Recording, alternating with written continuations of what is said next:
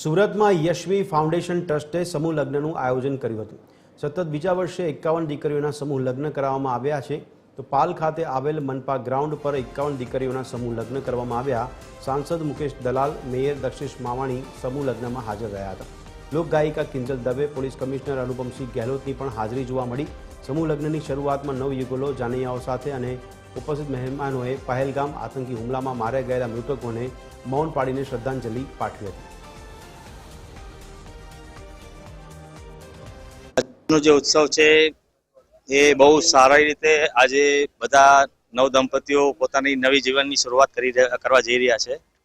એમાં જે યુગલો છે એ સૌ એવા યુગલો છે જેના માતા પિતા નથી અથવા જે અનાથ છે, જેના ફાધર નથી, એવા બધા દંપતીઓ આજે નવી શરૂઆત કરવા જઈ રહ્યા છે।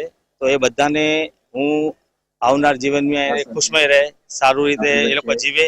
51 જેટલી દીકરીઓના આજે સમૂહ લગ્નમાં લગ્નોત્સવ જ્યારે યોજાઈ રહ્યો છે, મોસ્ટલી એવી જ દીકરીઓ છે જેમના માતા પિતા નથી કે જેમના પિતા નથી, અથવા તો છે તો એવી પરિસ્થિતિમાં છે કે એમના લગ્ન કરાવી ના શકે, કારણ કે એક પિતા માટે, એક પરિવાર માટે જો એની લાઈફ ટાઈમમાં સૌથી જવાબદારીનું કોઈ કાર્ય હોય તો એ પોતાની દીકરીના લગ્ન કરાવવા એ એના માટે સૌથી જવાબદારીનું કાર્ય હોય છે।